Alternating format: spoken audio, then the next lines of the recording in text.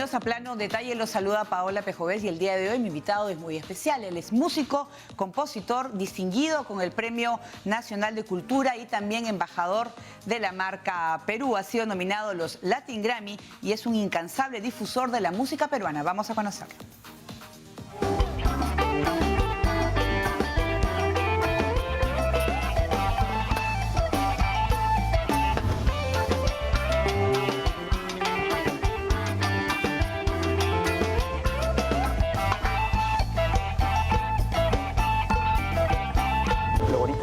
Puede construir sus propias historias sobre la música, ¿no? La letra te pone imágenes en tu cabeza.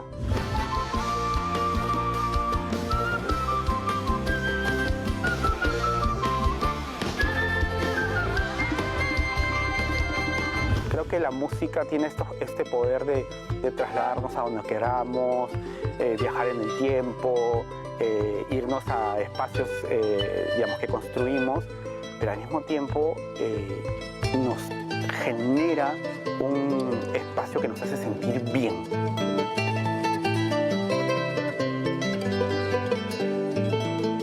Un gran aplauso para Lucho Quequesana, que se encuentra aquí en Plano Detalle. ¿Cómo estás, Lucho? Es un gusto tenerte. Bien, gracias por fin. Sí. Cuéntanos, bueno, yo quiero empezar con tu primer encuentro con la música. Sí. O sea, ¿tú creciste siempre en un mundo musical, tu familia, o fuiste tú un niño curioso? La verdad es que no, la verdad es que fue casi como de casualidad. Yo, digamos, mi primera infancia, hasta los 11 años, no tocaba ni el timbre. Y es más, y yo pensaba, y eso siempre lo cuento porque es importante, que la gente no se asuste en cierto modo. A mí me metieron estas clases que te ponen en el verano, ¿no? Era muy chiquito y la profesora de flauta dulce, ya en esa época, la verdad es que no era muy buena, entonces yo no entendía nada, entonces no me salía nada, yo pensé que la música no era para mí y yo dije, bueno, tomaremos rumbos distintos, qué sé yo, hasta que llega a los 11 años, que es la primera vez que yo puedo acceder a un instrumento, que fue la zampoña. Y ahí la verdad es que este acercamiento fue bonito porque fue muy lúdico. Además la zampoña es como un juguetito, pues, ¿no? Lo puedes tener en las manos, tiene tubos. O sea, todo depende del profesor, o sea, en realidad de quien te introduce a la música. Todo depende de cómo sea tu aproximación a la música, ¿no? Y en general, tu aproximación al baile, tu aproximación a la comida, tu aproximación a todo, depende mucho de qué tan natural lo sientas o qué tan lejano lo sientas. A mí me metieron en clase de piano, pero era muy estricta la profesora y no entendí nada. Claro, de repente, si lo hubiera hecho como jugando, de repente podía estar tocando piano. Podía ser, sí. Ahora, hay dos, digamos, en ese sentido hay dos rutas, ¿no? ¿Ya? Y que digamos, yo les planteo bien muy claro, ¿no? Una es que tú puedas acercarte a la música, divertirte con la música, tocar un instrumento para que te acompañe durante tu vida a lo que te dediques. Y otra cosa es ser músico profesional, ¿no? Ahí sí hay una ruta un poco más estructurada, ¿no? Tú cuando a los 11 años estás en el colegio de Huancayo, sí. Tus amigos ya que decían, toca la zampoña en el recreo. Para ellos era como que normal, ¿no? Y yo nací en el RIMAC, o sea, mi barrio de toda la vida es el RIMAC, ya que es un barrio muy musical también, pero no había tenido yo acceso a los instrumentos. Mi barrio era el trompo y pelota, matagente y todo lo que se jugaba en esa época, pues, ¿no? Entonces no había en realidad un instrumento que yo haya visto en mi barrio antes de viajar a Huancayo con mi familia.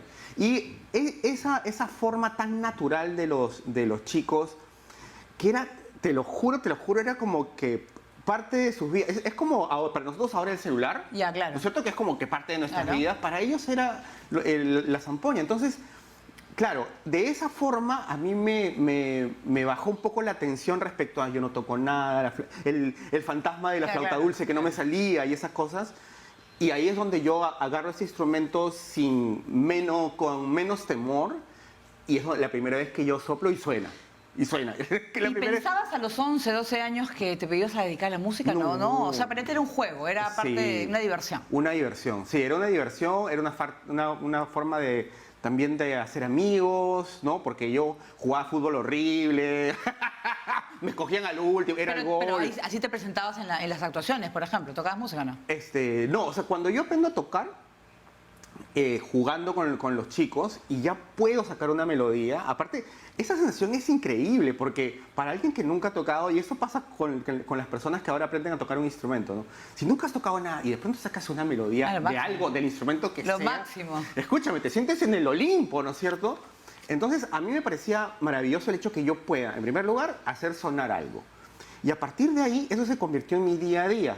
Entonces tocaba todos los santos días la zampoña, hasta que llegó un momento que sí fue como medio crítico para mí en esa época. Y aparte, yo de niño tenía un problema de timidez bien fuerte. ¿Ah, sí? Sí, súper fuerte. ¿Y con lo suelto que eres? Sí, bueno, en escenario, en cámara. O sea, por general soy así medio timidón, pero no se nota, pero felizmente.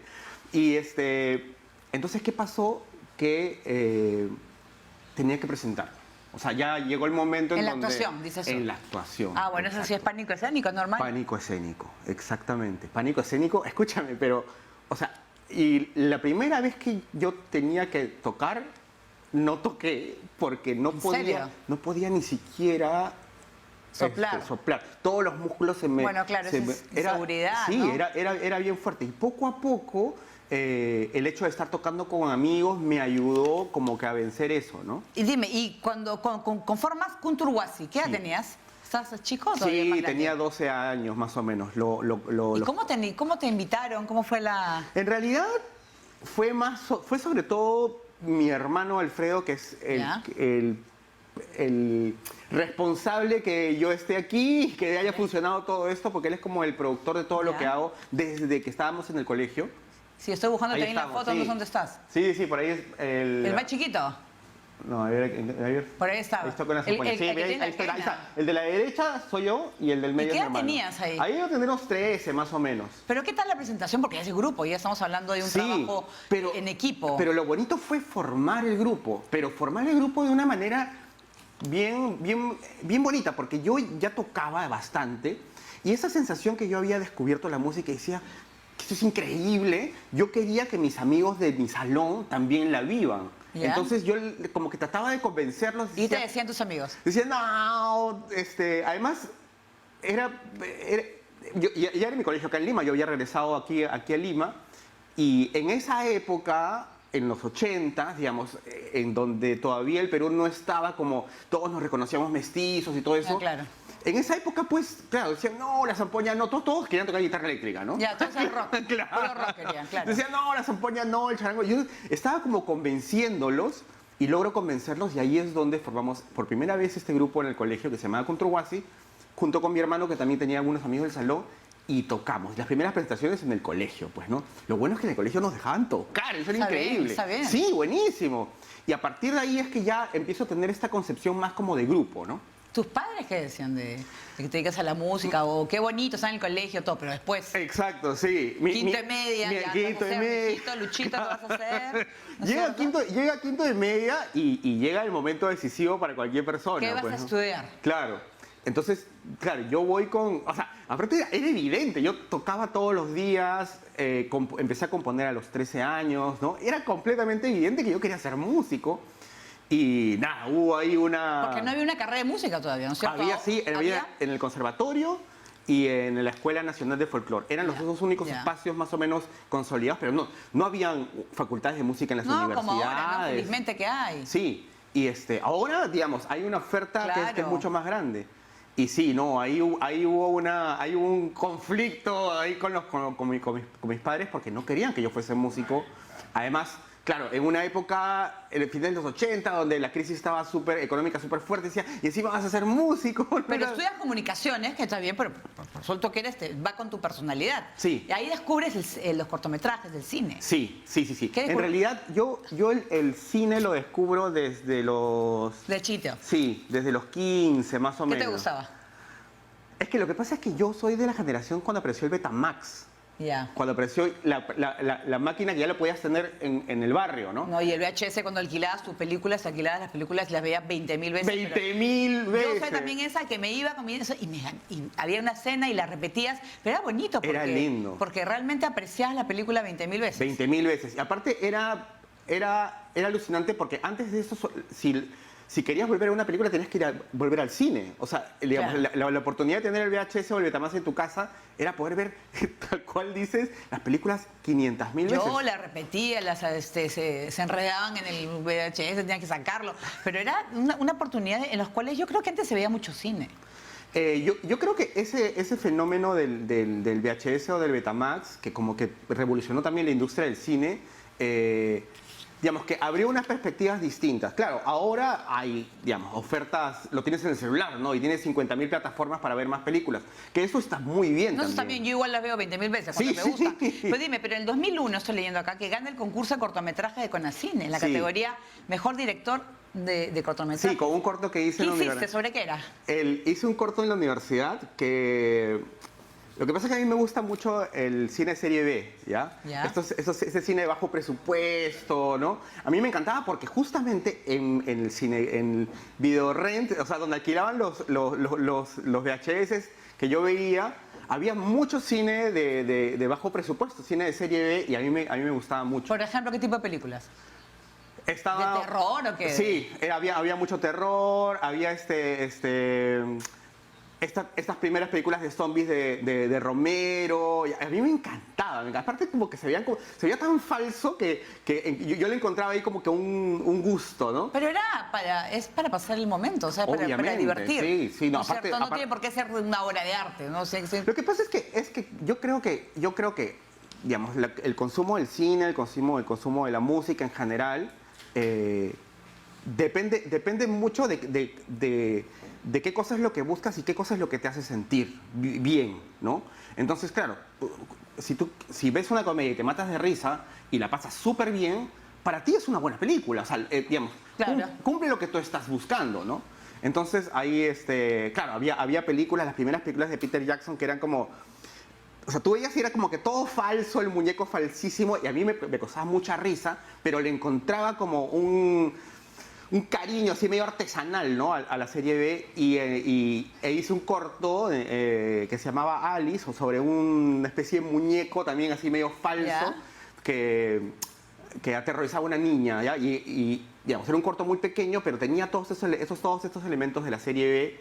Y nada, me divertí mucho haciéndolo con mis amigos de la universidad y sí, y ganamos el premio, ¿no? Muy bien, Lucho, vamos a hacer una pequeña pausa y regresamos con más aquí en Plano Detalle.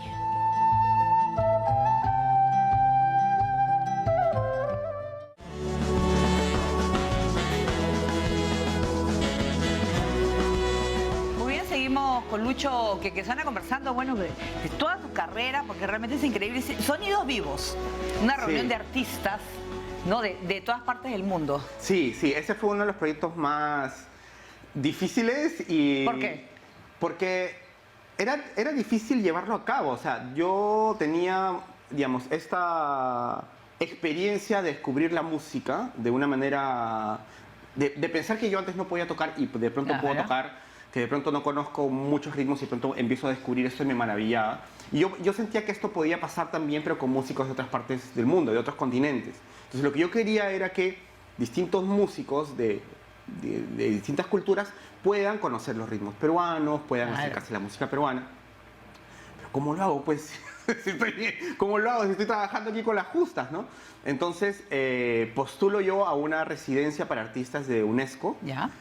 Y esa parte fue súper difícil porque UNESCO una vez al año escoge a un compositor entre todos los compositores. Nos dieron de sede principal en Montreal, Canadá, y yo tenía que armar como una especie de banda ¿Ya? internacional con músicos que yo pueda escoger y en poco tiempo tenía que presentarlos. Entonces mi banda era, por más surrealista que suene, era un chino, un turco, un vietnamita, 2 canadienses, un venezolano, un colombiano y al final se sumó un japonés.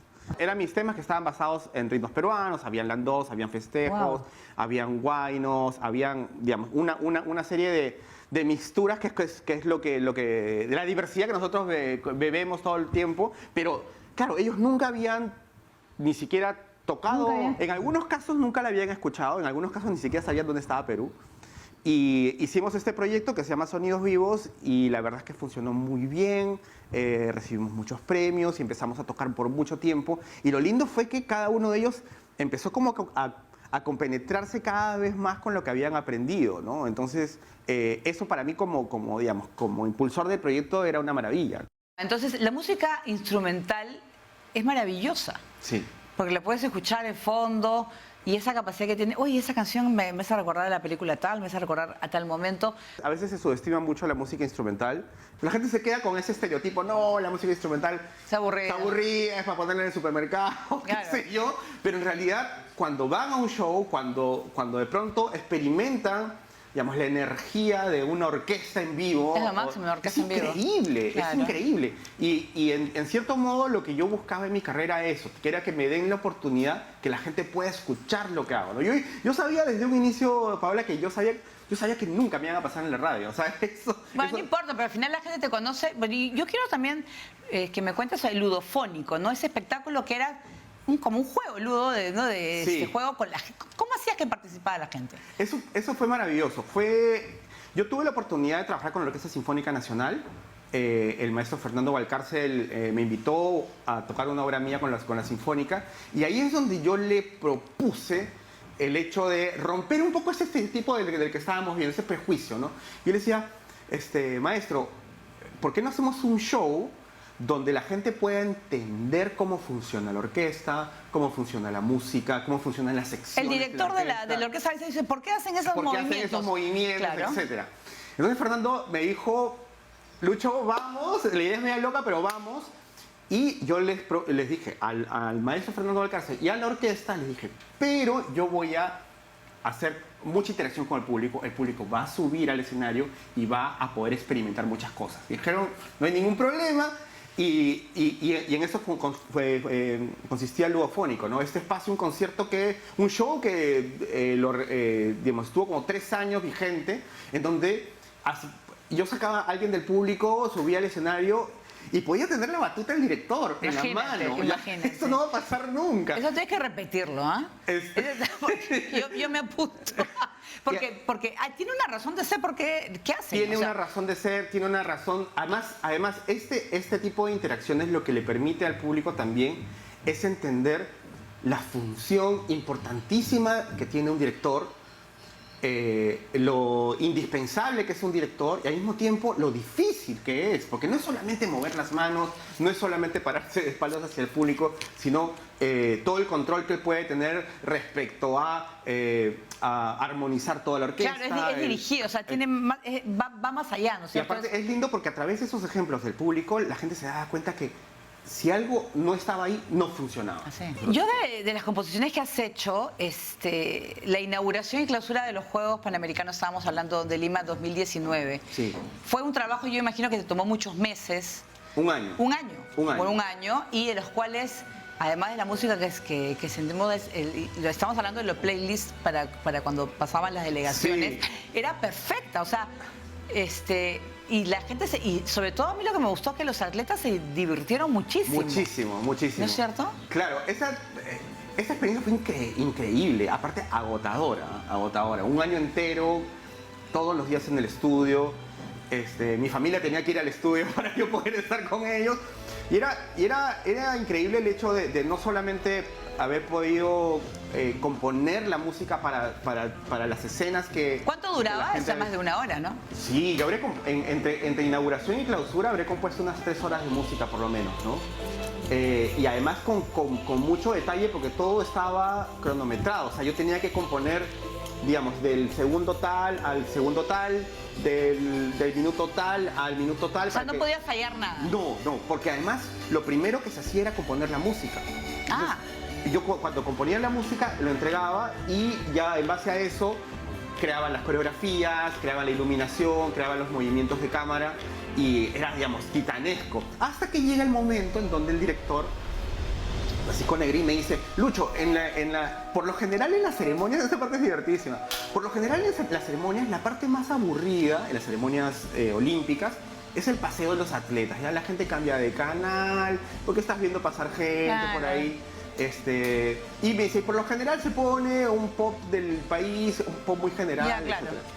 Y así que piensa algo sobre eso. Entonces yo le dije, bueno, ¿por qué no, en lugar de poner solamente música pop, por qué no ponemos la música popular del Perú? Es decir, que cualquier generación, cualquier persona, no importa la edad que tenga, escuche y se identifique inmediatamente con lo que está escuchando. No importa qué edad, que escuche una canción y que se acuerde cuando estaba en el colegio, o que de pronto escuche y es, no sé, cuando se fue de viaje o cuando comparte con los amigos.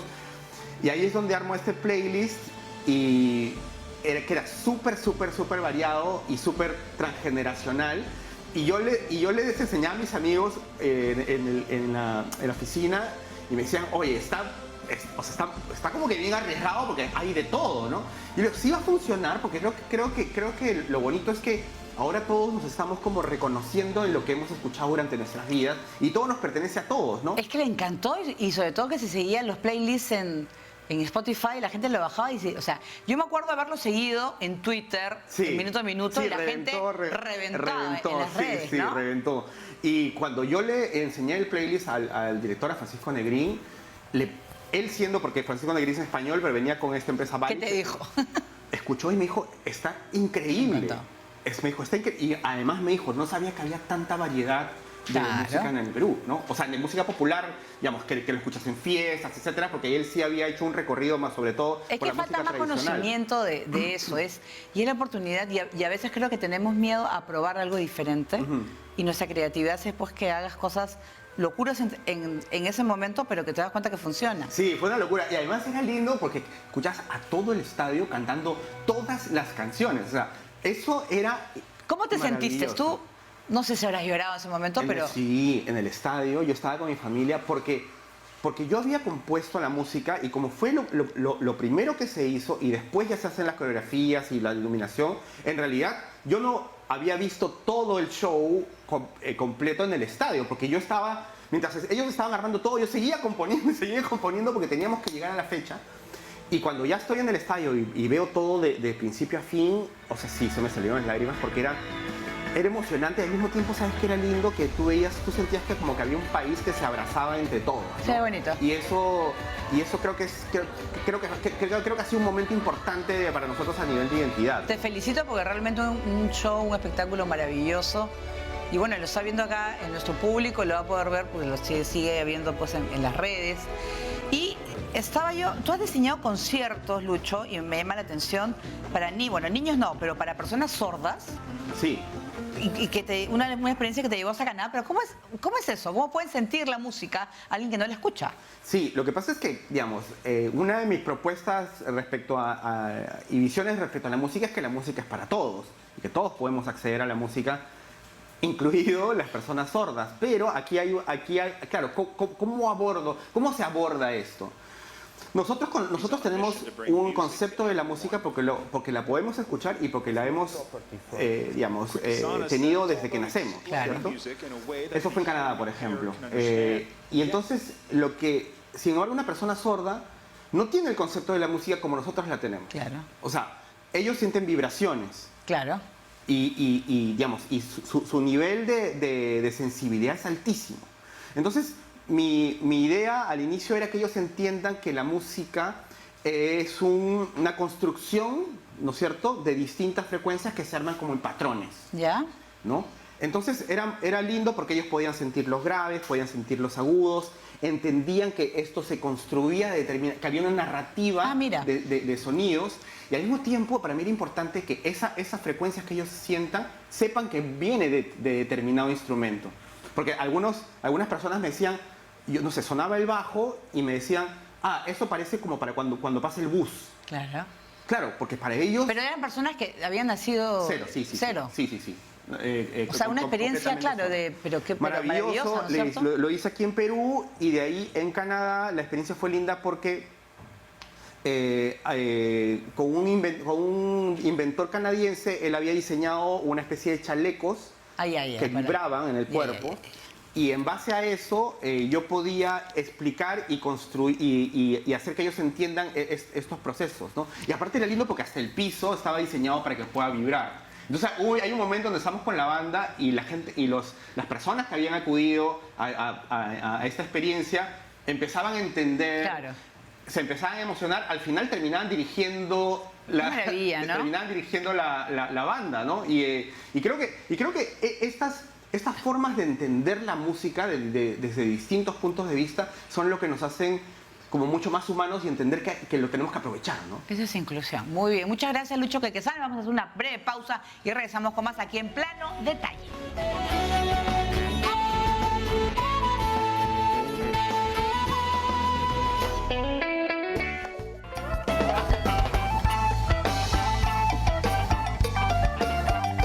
Muy bien, seguimos con Lucho Quequesana. Bueno, es un hombre pues que no para, ¿no? Es muy creativo y constantemente haciendo cosas diferentes. Pero es un reto hacer música instrumental, ¿no? Sí. Estamos aquí con la cumbia. Pero qué bonito es, a mí me gusta. Sí. Al final es música, ¿no? No, claro. Al final es música, digamos. Y además es una ventaja en el sentido... Al inicio todo el mundo me decía que era... mi destino era el fracaso porque si no cantaban esto no iba a funcionar. Y la música instrumental en realidad lo que me ha permitido es llegar a otros países y otras culturas donde no se habla español. Claro. ¿No? Entonces, en realidad, en lugar de ser como un obstáculo, ha sido como una ventaja para yo poder llegar a distintos continentes donde no me imaginé que podía funcionar y podía llegar, ¿no? ¿Cómo fue tu experiencia en el Circo du Soleil? Porque al final tenías que utilizar instrumentos peruanos. Sí, la experiencia con el Circo del Sol fue muy bonita porque yo estaba haciendo este proyecto con sonidos vivos, con estos músicos de Ya. distintas partes del mundo. Y el Cirque du Soleil estaba armando un nuevo show y quería como nuevas sonoridades. Y el vietnamita, eso me encanta contarlo porque el proyecto funcionó tan bien, el vietnamita del proyecto era como que el mejor alumno, por decirlo de alguna manera, ¿ya? Escúchame, había aprendido a tocar charango, había ¿En serio? aprendido a tocar ¿Le encantaba? quena y sonaba, o sea, tocaba súper bien. Entonces, fue lindo el hecho de que de pronto yo pueda grabar como los demos Claro. o las maquetas, pero quien graba en el disco oficial del Circo del Sol las quenas y el charango es el vietnamita. Y para mí eso fue como la validación del proyecto. Mira, también yo creo que ha sido tu trabajo importantísimo, Prueba de Sonido, que te dices, programa que me encantaba ver Sí. en televisión, porque tú sacabas sonidos de cosas, yo una vez vi, creo que era de un taller de mecánica. Sí. O sea, sacabas hasta de la llanta, no sé, o sea, hiciste música con eso. Sí. Y la gente descubría y decía, no podía creerlo. Sí, era un programa que...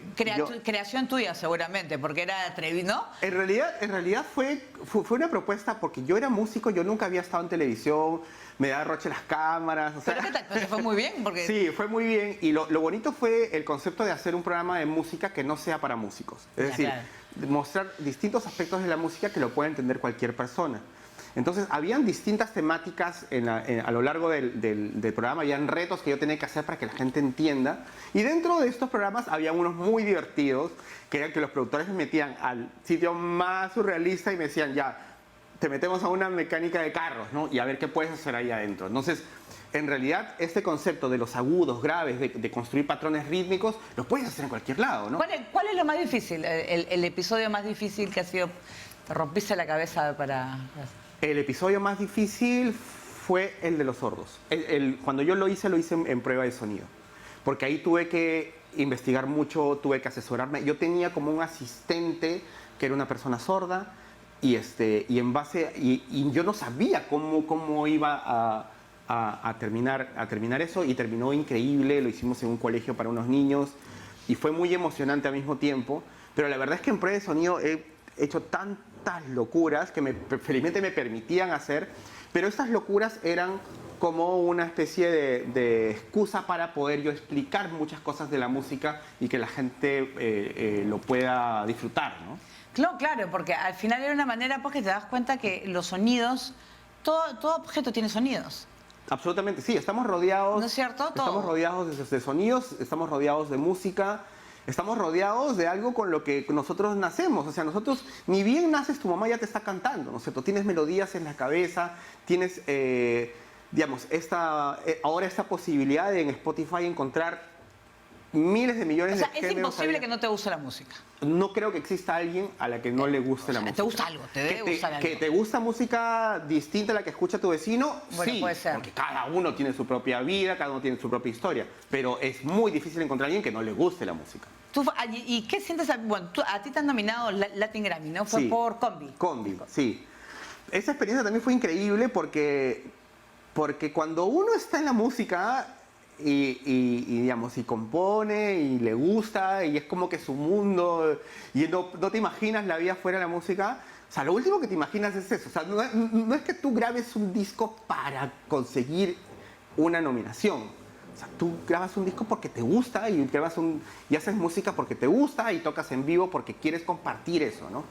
Entonces, claro, el hecho que llegue a esta nominación era como que una recompensa y claro, también al trabajo, pero no era como algo pensado de, no, sí, este año... Y es Combi, yo me imagino que es ¿cómo ha sido? ¿La música popular? Sí, Combi fue un disco que a mí particularmente me gusta mucho. Es un viaje por distintos ritmos peruanos, por distintas experiencias sonoras.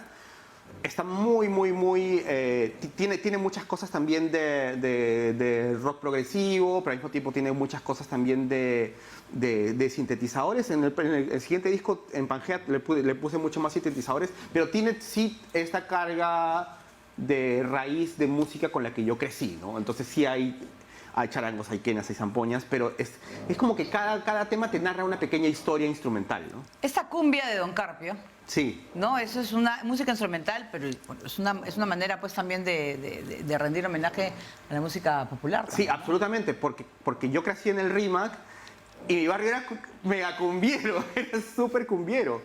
Y yo hace tiempo que quería hacer una cumbia y un día agarré la guitarra y de pronto yo no había compuesto una cumbia hasta ese momento, había hecho algunas cosas medias acumbiadas, pero cuando agarré la guitarra y se me vino todo el RIMAC encima, a pesar que, claro, el RIMAC tiene como que esta imagen de música criolla y tradicional, Claro. pero mi barrio era básicamente cumbiero y salsero. Dime, ¿y para componer, tú tienes algún ritual o es el momento que se te ocurra? Sí, no O tengo... sea, te vas a tu estudio y que hay comienzas a hay probar. una página en blanco y empiezo a probar.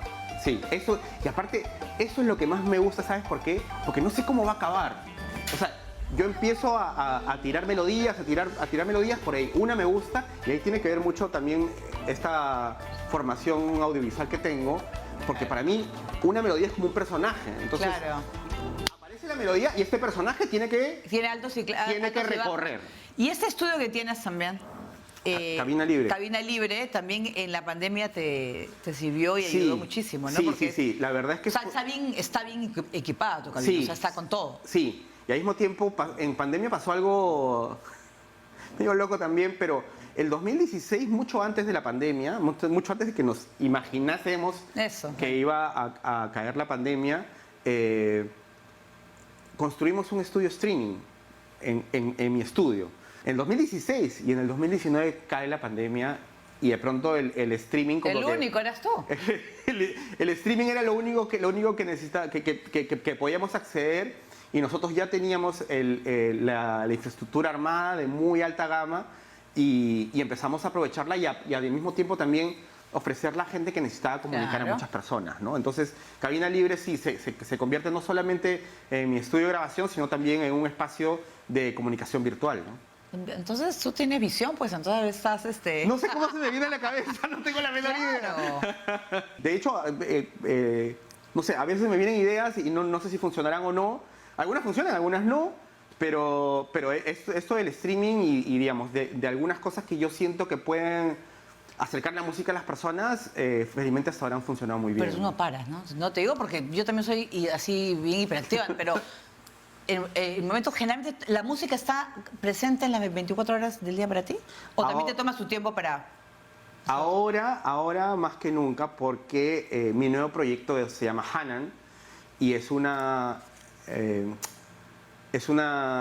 espacio de formación y exploración musical, de exploración y formación musical. Más que escuela. No le quiero decir escuela porque en realidad lo que nosotros hacemos en Hanan, trabajamos con bebés desde 5 meses de edad. Todo lo que es primera infancia, estamos asesorados por Uma por la Infancia, que es un grupo de educadoras, en donde lo que queremos es que en toda esta primera etapa de la vida, los niños y las niñas puedan tener la oportunidad de explorar, la oportunidad de descubrir Esa, mira. instrumentos. También tenemos para adultos mayores.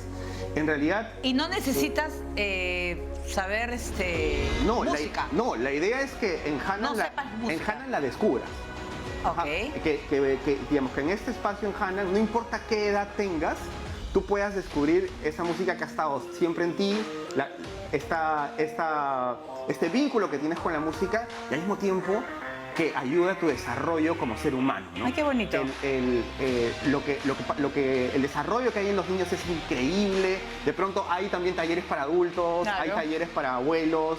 En realidad, no importa la edad que tengas, lo que sucede en Hanan es maravilloso. Yo estoy emocionadísimo porque es un proyecto que lo hemos empezado recién en octubre del año pasado y está teniendo muy buena acogida. ¿Y sabes qué cosa me alivia, Paola? Que de pronto las personas se empiezan a... O sea, puedo validar de que las personas le están dando mucho más interés a lo que nos forma como seres humanos, en este caso el arte o en este caso la música, y lo importante que es la música en nuestras vidas, Claro. independientemente si te dedicas o no.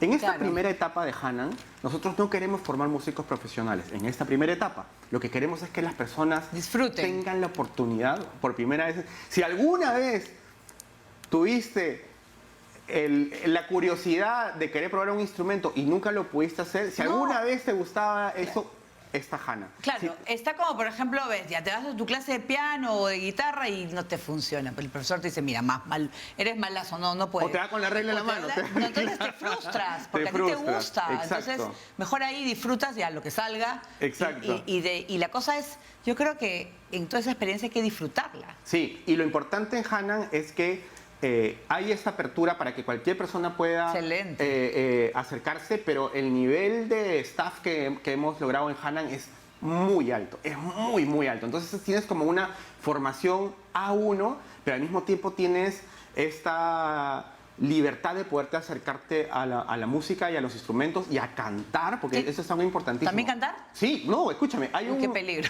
No. En Hanan también está Voces del Sol, que es un coro Excelente. muy famoso aquí en Perú, que va desde los niños de 6 desde los 6 años hasta los 23 más o menos. Hay un taller que se llama Vocal Pop, que es para adultos, ¿ya? Así más o menos nuestra generación, solamente con los hits de los 70, A todos los que les gusta ir a karaoke, así como... Exactamente, Claro. pero vas a todos los karaokeros. Yo, a mí me encanta, Pero, me encanta. pero fíjate, tú en el karaoke, claro, vas, te vacilas, agarras el micro, pero cuando vas y de pronto encuentras a más gente que le gusta lo mismo y empiezan a ensamblar en voces, Claro. empiezan a ensamblar en armonías, en contrapuntos, etcétera, etcétera. O sea, tú te puedes imaginar la felicidad de las personas. No, y además, ¿cómo te puedes...? Yo creo que la música, además que disfrutas, es como ir a un concierto. Cuando vas a un concierto del grupo que te gusta, el cantante, tú disfrutas. Se te olvida todo el estrés, se te olvida todo. Sí. Y el taller de los abuelitos es maravilloso. Ese es uno de los que a mí más me Qué gustan lindo. porque de pronto los adultos mayores tienen este espacio, Claro. no solamente para reencontrarse o encontrarse con la música por primera vez en sus vidas, sino generas una comunidad muy bonita. Porque Claro, se hacen amigos y todo, ¿no es cierto? y escúchame, y cuando empiezan a cantar o cuando empiezan a explorar la música es maravilloso. Así que empezamos desde bebés de 5 meses hasta los abuelos y es toda la familia puede ir a Hanan en realidad, ¿no? Muy bien, Lucho, vamos a hacer una nueva pausa y regresamos con más aquí en Plano Detalle.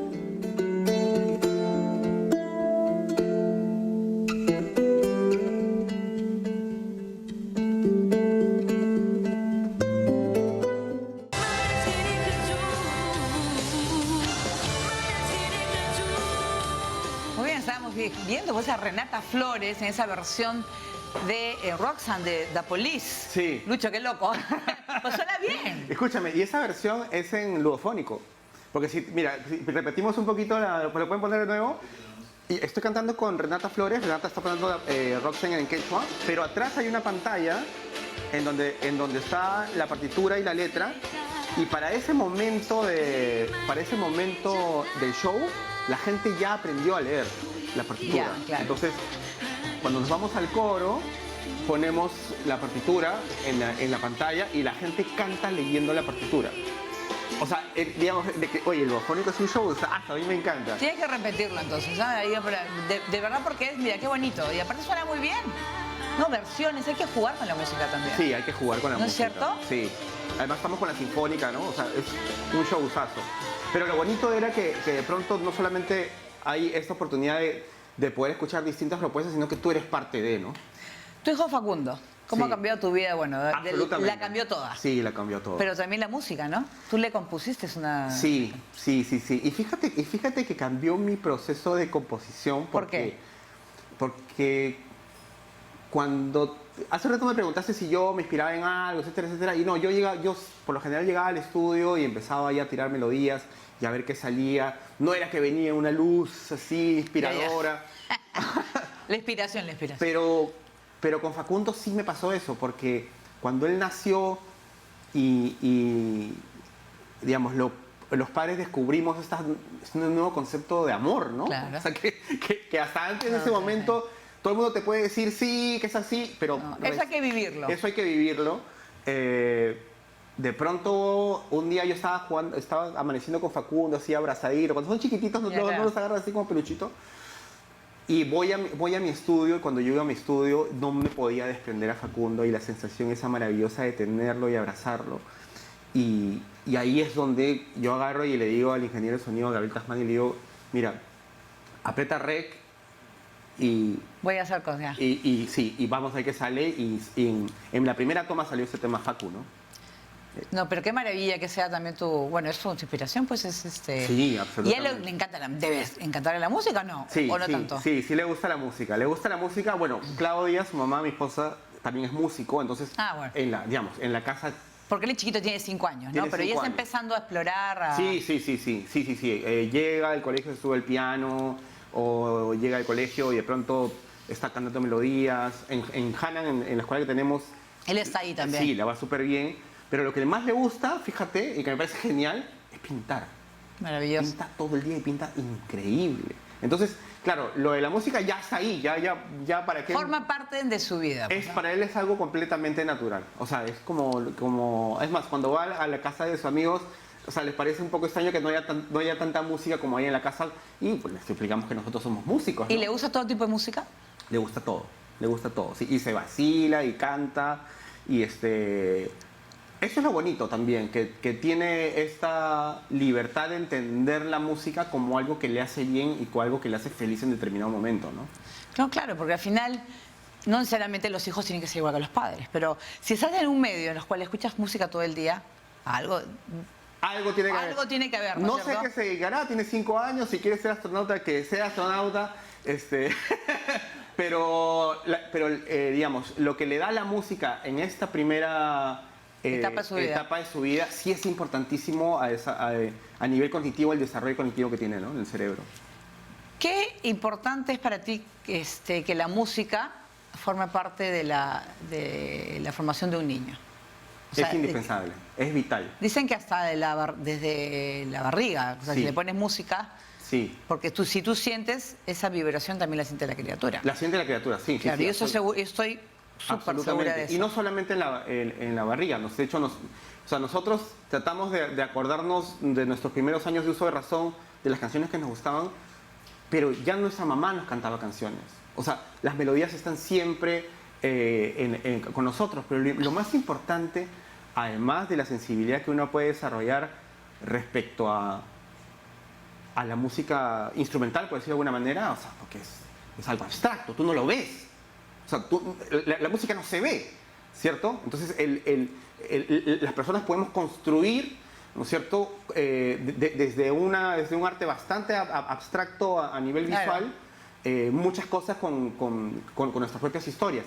En el caso de los niños, el desarrollo cognitivo y a nivel cerebral es maravilloso, porque la música, y más cuando tocas un instrumento o cuando claro. cantas, se despiertan una serie de impulsos eléctricos en el cerebro que no lo despierta ninguna otra disciplina, ni siquiera las matemáticas ni los deportes.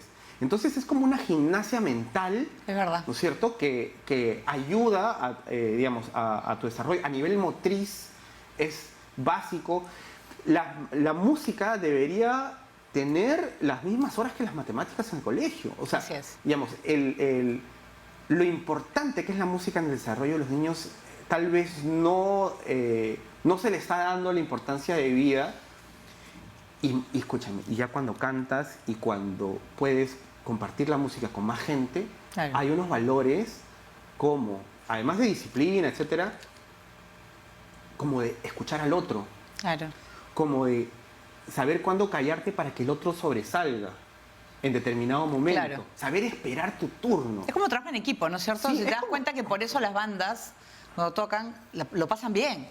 Lo pasan súper bien. Súper bien, se divierten. Bueno, además que yo digo, terminarán cansadísimos pero qué bonito, porque te olvida de todo, Sí. es la música en ese momento, Sí, ¿no? y creo que la música puede aportar tanto, Antiestrés total. sí, pero puede aportar tanto no solamente a los niños, sino a cualquier A edad. todos. A cualquier edad. Hay mucha gente que en Hanan que está recién descubriendo la música y que ya tienen hijos, que tienen familias y que de pronto encuentran en este espacio algo que nunca habían experimentado y al mismo tiempo de esa sensación de siempre lo quise hacer y de pronto ahora puedo y suena increíble. Claro que tienes que hacerlo. Es que Claro. no hay edad para cumplir los sueños, No hay, yo creo. no hay. Y para la música, indiscutiblemente no hay edad. Es algo que nos acompaña toda la vida. Lucho, te vas a ir a una gira en provincias, ¿no? Sí, ¿Dónde vas a estar?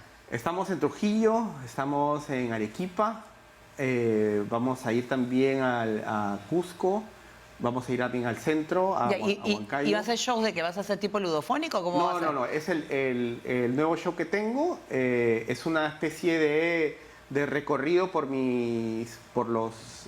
Toda tu carrera, Sí, pero... tu historia musical, ¿no? Sí, Porque- pero hay algo importante en estos shows que es bien bonito. Por primera vez estoy tocando en vivo algunos de los temas que compuse para los Panamericanos. Ah, Sí, y al mismo tiempo explico el proceso, explico cómo me lo pidieron, explico cómo es que lo compuse y o sea que vas a poder conversar con la gente. sí, mis conciertos siempre son como que súper interactivos.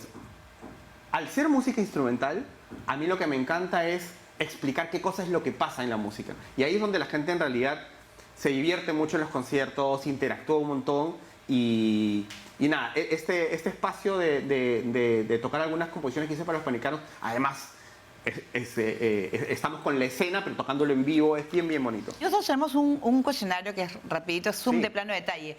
¿Qué recuerdos atesoras de tu infancia? Sí, me encuentro con la música. Sí, fue lo que me cambió la vida. Fue lo que me cambió la vida, sí. ¿Cómo te describes en 3 adjetivos? Uy, en 3 adjetivos. Tímido, aunque no parezca. Sí, apasionado.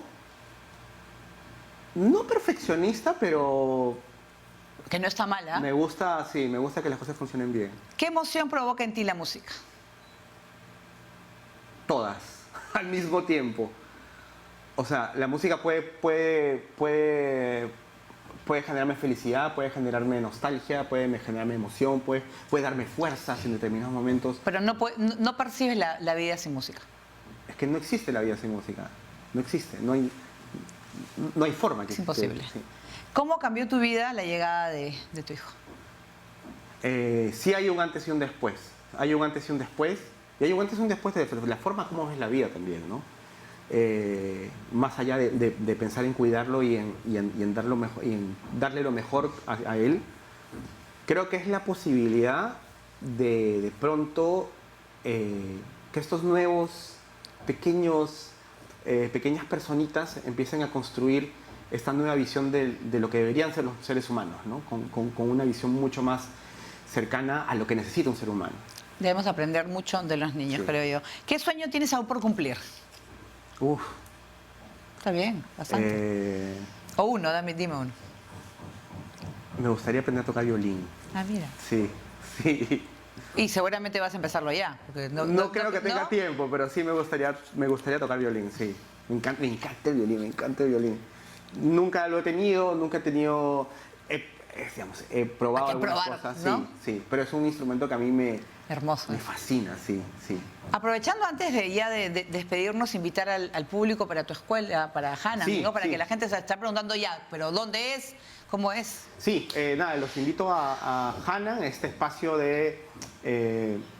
de formación y exploración musical. No hay edad para poder acercarse a la música. Trabajamos desde primera infancia, desde bebés de 5 meses. Hay talleres para bebés de 1 año, de 2, de 3, de 4, 5, 6. Cuando cumplen 6 años, entran a un instrumento o a Ya. coro. Eso es maravilloso. Hay también este espacio para adultos, en donde si has tenido ese sueño ahí guardado de querer tocar un instrumento o cantar, hay este espacio y al mismo tiempo el espacio para adultos mayores, que es maravilloso. Si tienes a tus papás, a tus abuelitos, que les ha gustado la música o que les gusta la música, no se imaginan lo bien que van a hacer. Creo que lo bonito de Hanan es que pueden encontrar en un solo espacio, no solamente gente que comparta la música como les gusta a ellos, sino poder aprender y disfrutar. Estamos en Instagram, estamos en Facebook y por ahí sí ahí pueden poner un teléfono ahí abajo que creo que se ha puesto, lo pueden aparecer. Muy bien, muchas gracias a Lucho Quequesana, gracias, bendiciones. Gracias. Bueno, que siga la música para ti porque esa es tu vida. Gracias. De esta manera nos despedimos, gracias por estar en Plano Detalle y esa entrevista la pueden volver a ver en YouTube o en redes sociales de TV Perú. Muchas gracias por acompañarnos. Chao.